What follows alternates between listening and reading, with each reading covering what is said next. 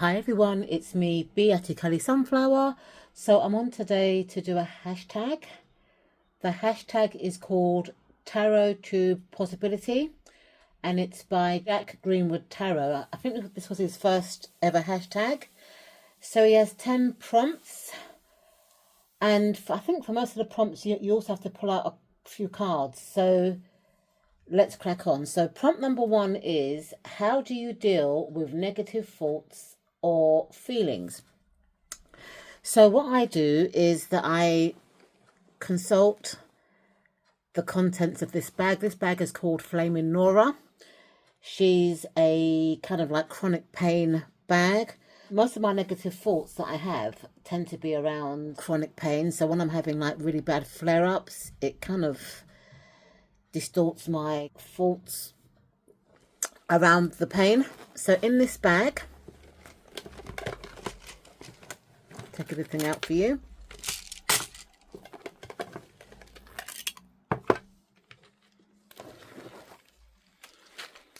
So I have a tarot deck. This is just a normal Centennial tin deck. So when I'm in pain, I kind of don't like to be around people. I like to be by myself and just manage what I'm going through by myself without getting people involved. So I tend to like to use this tarot deck because it's in my pain bag. I've also got this tape which I like to play. It's called Heart Cleansing Meditation, and it's healing meditation. It's about, look at the back of the CD. It says, never before have the spirits come together to call for healing in this time. And it's just like, you know, very calming type of music. So I like to have this in the background as I'm playing with my cards. And I used to have like a stress ball, but now I tend to like play with my cowrie shells. I like to hold these and kind of rub them together and kind of, because I actually read these as well, but I just like to hold them in my hand and stuff like that. And I've also got different types of like stones, you know, these are from my witchcraft kit, so I kind of like to rub the stones and read about the properties of each stone. I think that's a coin, but all these different sort of things here I like to use when I'm having negative thoughts. And by playing my soft music, reading with my Centennial deck, touching my cowrie shells in a meditative state, because this is kind of like meditation music, it kind of calms me down. And when I'm calm, I don't have those kind of negative thoughts around my chronic pain. So the second part to prompt 1 is to pull a few cards and see what the message is.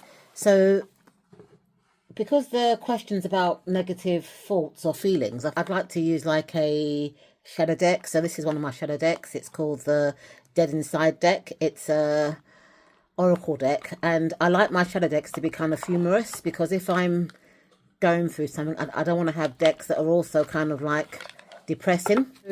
How can I deal with negative thoughts? How can I deal with negative thoughts and feelings? Oops. It says here, doing it again. Oops. Just do another one. How can I deal with negative thoughts and feelings? Okay, so I've got 2 cards that have dropped out. The first card says here, doing it again. Oops. Compulsion, bad decisions. Definitely a bad idea. So I think this card is telling me to stop focusing on those negative thoughts. Try and deflect, not to kind of dwell on it. And then the second card that fell out is enlightened for 4 hours. Spiritual high, reality check.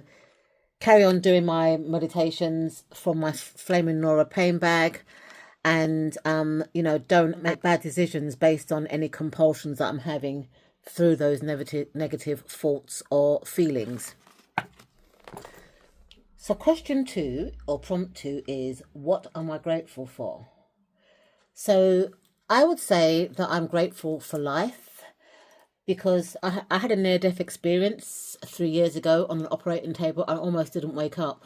So to me, when you've kind of like had like a near-death experience, you're kind of grateful for living. You have gratitude for the very simple everyday mundane things. And then it says here, I should pull a card and say what the message says about gratitude. So the deck that I'm using for this prompt is the Natural Ink Tarot. It's just a Rider-Waite-Smith circular card. The artist used a lot of like natural inks from the earth, so that's why I like it. So what do I need to show gratitude for? What do I need to show gratitude for? Okay.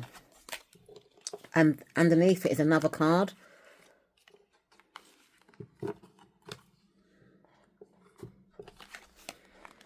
So the first card that I got was the Four of Swords.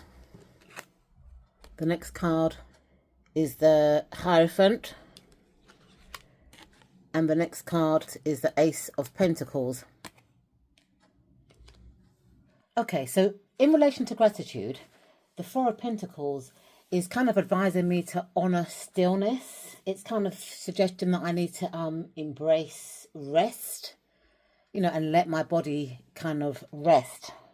The Hierophant reverse to me, in relation to the question, is asking me to create my own rituals, trust my own inner path. I don't do the conventional way of showing gratitude. And I think these two cards were together. I'm sure they fell out together, or this card was behind this card. So maybe this is telling me to kind of do my rituals at night, you know, or when I only sleep at night anyway. So maybe I should, you know, show gratitude more at night time when there's not so much people around. And then with the Ace of Pentacles, this card to me is all about being more grounding and connecting to nature. So maybe I can go on like walks at night. I do live near a couple of parks. There's actually a park about 2 minutes away from me. So maybe it's saying, you know, just connect to nature, or maybe have a more grounded approach for gratification. So maybe I should start appreciating nature more. So that's what I'm getting from these three cards. So the next question, prompt 3, is spread some love or joy. Pull a card or multiple cards from any deck whatsoever and put a positive spin out to everyone. Okay, so I'm going to use the Ehrenberg Tarot because it's kind of like a close-up tarot deck. And because the other question was, what am I grateful for? And I said that I was grateful for the simple things in life. I think this tarot deck, because it's kind of magnified, it gives you a close-up perspective. So let's just see what message this deck has for me. What message do you have for me? What message do you have for me? What message do you have for me that I can read to the collective? What message do you... Oops, Daisy. So that one's going to fall out, which is the Nine of Swords. Pull out another one. Maybe I'll do the Hangman because that was the card next to it. So that's interesting because to me, the Nine of Swords is the anxiety card where you bottle things up and you kind of like worry, think about the worst possible scenario. So I guess in terms of the question, which is positive spin on the Nine of Swords, I guess that phrase, a problem shared is a problem halved. So maybe the Nine of Swords is suggesting that maybe instead of bottling it up, go to a listening ear. Yeah, go to a person that will offer you a listening ear and give you a positive kind of explanation to your negative thought processes. Because I think it's better to sometimes share negative thoughts with someone else, because sometimes your negative thoughts might not even be negative. So this is the first question, the first card. And the second card is the Hangman, which is about pausing, you know, surrendering. So I guess this message can be, if you pause and surrender, maybe you can let things unfold naturally. So I guess these two cards are saying, well, they're kind of conflicting, because one card is saying to like share your problems with a trusted person to get a second opinion, and the other one is saying pause and let your thoughts unravel and naturally. So I guess if the negative thoughts are kind of like light ones, then maybe just do nothing and let the universe decide. But if they're overwhelming thoughts, then maybe it's better to kind of like share them with somebody else to get a second opinion and offload to a listening ear. So question 4 or prompt 4 is, what makes me happy? So what makes me happy? My children, my twin granddaughters, cooking meals, like hosting visitors, window shopping, finer things in life. What things make me happy? The cards say about bringing more happiness into my life. Okay, so a deck that I've chose for this one prompt is called the Everybody's Tarot. So this is a kind of like tarot deck stroke oracle. I think it's 100 cards. You get the 78 tarot decks cards, and then you get like oracle cards as well, but I just use it for the tarot mainly. Okay. These cards are a bit slippery because they're kind of linen. So what is your advice on how I can bring happiness into my life? What is your advice? Oops, these two dropped out. Let's see what they've got to say. 10 of Pentacles, Page of Pentacles, and Knight of Pentacles. Oh, it's like they didn't shuffle properly. So, the 10 of Pentacles. That's interesting because I did say just now, my grandchildren and children make me happy. And the 10 of Pentacles to me is about deepening family connections. So this card is telling me to carry on deepening connections with my immediate family.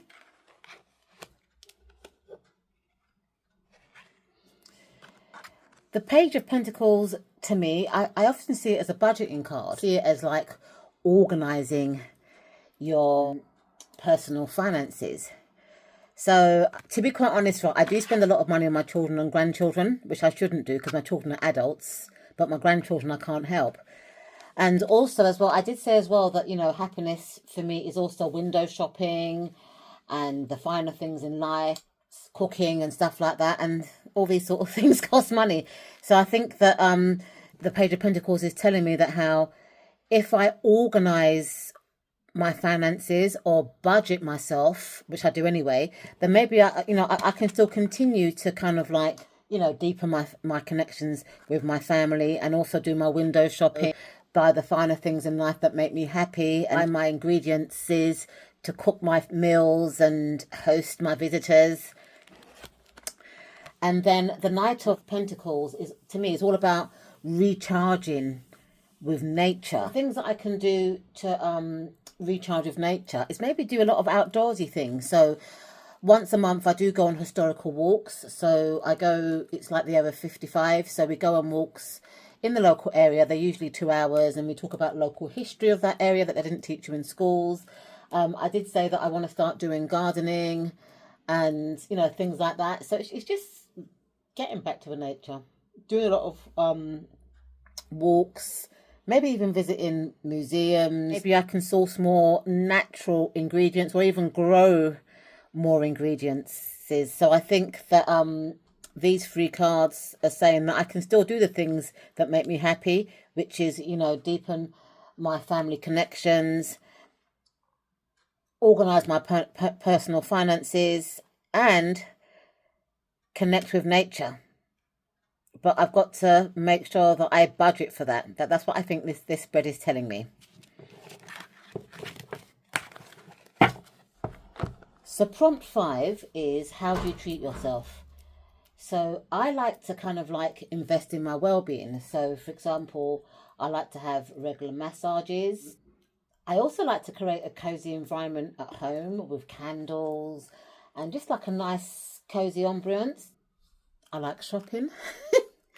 Sometimes I like to go to restaurants or cook myself a nice meal. And I also like to be creative, like I knit, I make clothes. I'm also very good at doing like traditional African hairstyles. So I'm very good at K-mowing, doing beads and just doing creative hairstyles. I don't do hair so much like I used to because of my arthritis, but I can be very creative with the hair. Now I'm going to ask the cards how I can treat myself.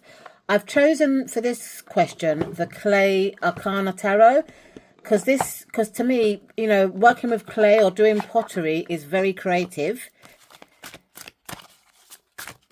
Oops. That's the Hermit card. Maybe I'll just stick to one card actually.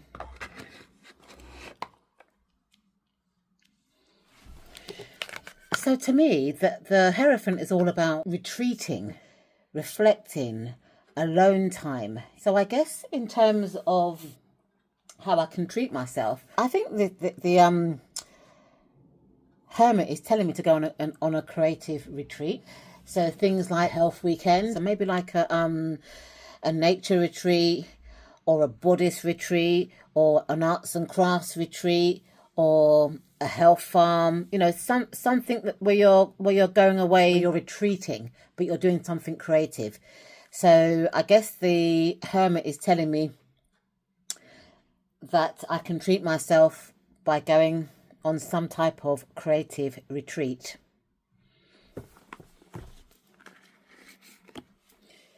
Okay, so question 6 is, what's the next deck you plan to bring into your collection? So the next deck that I plan to bring into my collection is called the Marginal Lenormand. I will put a link to it in the description bar. It's got like a Marseille kind of feel to it. And because recently I've been kind of enjoying Marseille decks with keywords or pip decks with keywords, I think a Lenormand deck that has got like that's kind of like Marseille inspired would be nice. You know, it's kind of like a medieval Lenormand deck. So prompt 7 or question 7 is, what is your unicorn deck or decks? So I've got 2 unicorn decks. So these are decks that I've been dying to get into my collection. The first one is the Golden Rider Tarot. I've been looking for that deck for years, the English version. And it's so hard to get in the UK. I've seen like German versions and French versions on things like Vinted and stuff like that. So there's one that's on Vinted now as I speak. It's a German one and she wants £50 for it. But I don't want a German one, I want an English one. And it's in very pristine condition. But the majority of ones that I see are running to hundreds of pounds. And they tend to be in the States. And then when you add the shipping, it's just kind of like, I'm not prepared to spend that sort of money. My second unicorn deck is called the Wisdom of Natural Hair Oracle, and it's an oracle about, you know, the Afro natural hair. So it's more about embracing your natural hair and, you know, the big chop and stuff like that. And I'm kicking myself for not buying it, because I remember that just before it went out of print, I had it in my basket and I was and ahhing about it. And by the time I got to it, it's been out of print. I have contacted the seller. She did say that she was going to reprint it, but I don't know if that's the case. Because I've got alopecia, I mean, I do have hair on my head. And if you saw me, you'll probably think that I've got this like a short haircut. I do have alopecia. The medication that I'm taking for it is working. But I think the Natural Hair Oracle would be a shadow deck for me in terms of my anxieties that I have around my alopecia. So that is a unicorn deck for me, as well as a Golden Rider, because I think I like the colours of it. It's kind of nice and goldy and earthy. It's like oranges, yellows and browns colour palette. Okay, so prompt 8 or question 8 is, show some cards from a deck that brings you joy and that is an easy reader and lifts your spirit.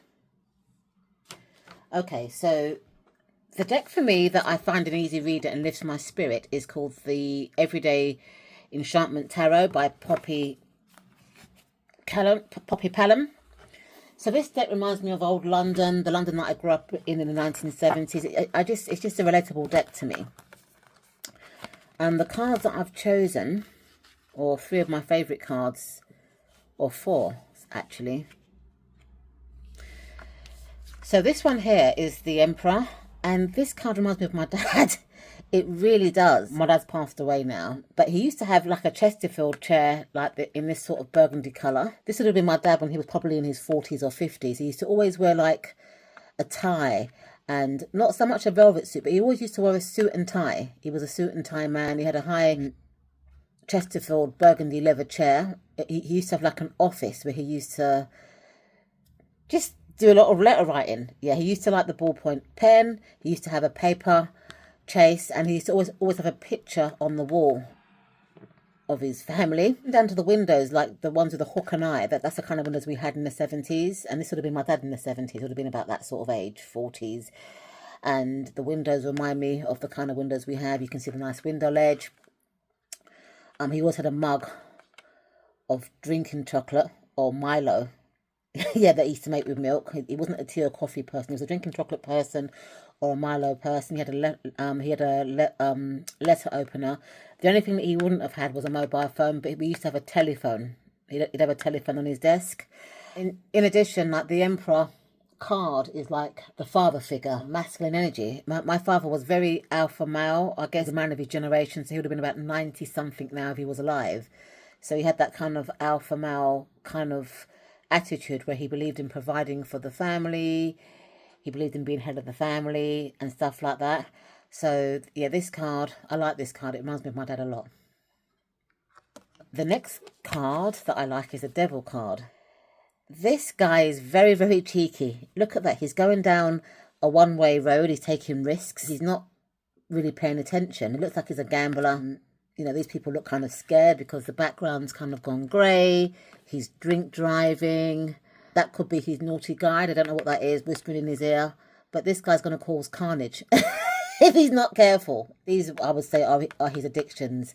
Drink and gambling. Because I do see the devil card as a card of addictions, or, you know, not being able to control your impulses. And this guy just doesn't give a crap, does he? So I think this is a very good depiction of the devil card. So the next card is the Hierophant.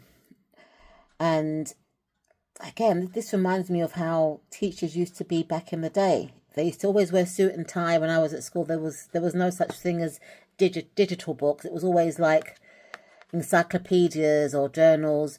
He's got a whiteboard there, but we used to have a blackboard, which I used to really find difficult to read on, you know, like black ink and white writing. It's a challenge that I have. The pupils are sitting on the desks. I remember these wooden desks when I was at school, but the ones that we used to open up, and we used to have like an inkwell to put our fountain pens in. These are his pupils, and they look like they're wearing a school uniform. They look very disciplined. They're upright. You know, they're following procedures because they've got their hair tied back. So these, to me, are like eager pupils. And this man, to me, is quite wise, quite mature, quite dedicated. But he's not being deterred into passing down his knowledge to his eager students. So I like the fact that this Hierophant is disciplined. He's got many years experience, and he's able to share that knowledge with his pupils who are eager to learn. And also with the white, you know, that could be innocents, people that are not experienced, yeah, but they want to kind of learn the teachings that he has to offer. And then the final card that I like is the Lovers card, because when we think about love, we think about young love, you know, but these are like a mature couple. So this card could mean that they found love late in life, or it could mean that they've been together for many, many years, and this could be their offspring, like their grandchildren. You know, even the dog is reminisced by them loving. So this to me means lasting love, because I'm a bit of a romantic at heart. Love has no age. It's just a very nice depiction of the Lovers card. They've grown old together, and I like that. So question 9 is, here's some cards from a deck which makes you feel warm and comfy. A deck that you would use for deeper readings, but it makes you happy every time you use it. Okay, so I think the cards that I've just shown you for question 8 should have been for this question. This is confusing, actually, because they're kind of like similar questions. So what I'm going to do, I'm going to show you some cards from this deck that make me feel kind of warm.